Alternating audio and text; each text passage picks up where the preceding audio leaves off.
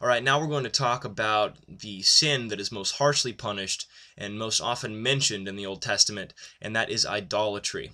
And really, idolatry is kind of the source of all other sin, because you're either idolizing yourself or you're idolizing something else, but in either way, you're worshiping something that is not God. And remember, from day one, the point of creation was to glorify and worship Him and Him alone. And so in Deuteronomy 4:24, it says that our God is a jealous God, and His jealousy is like a consuming fire. And so He takes this very seriously.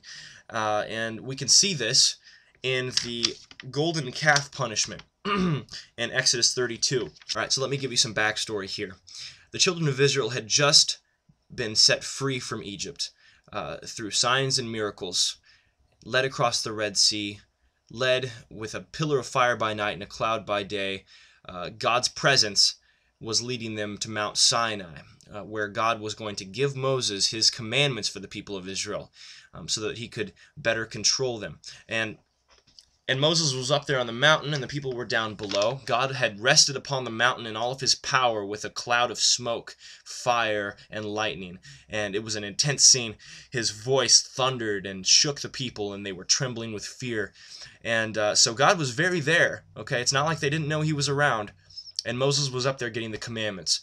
But after about 40 days of Moses being up there, they start to feel a little bit neglected. They're twiddling their thumbs, and they turn to idolatry.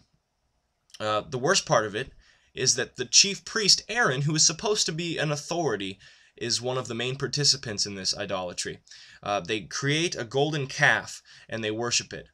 And it's an extreme betrayal of God's trust, especially being in the midst of God after all he had done for them.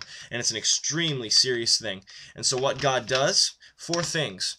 First of all, killing the biggest participants, 3,000 men, not including Aaron because he has a special role to play, but 3,000 of the biggest participants in the idol worship were murdered.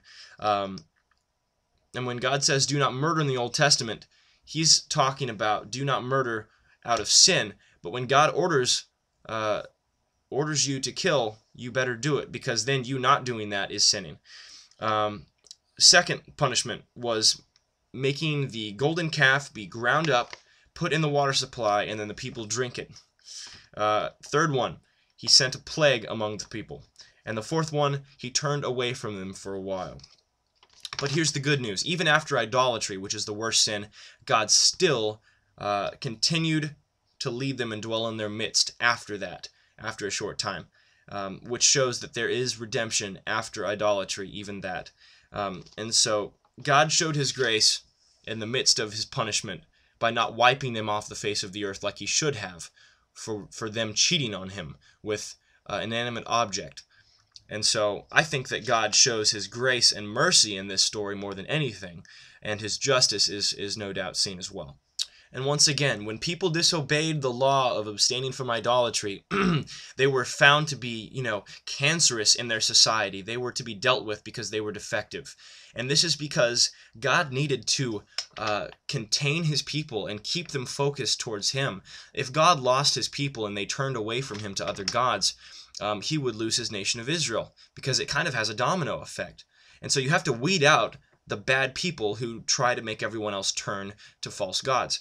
And because if Israel goes away, God's plan for salvation is also ruined, because God was going to bring Jesus Christ through the seed of Abraham, through Israel, to save all of the nations, as was promised through the beginning, through Genesis.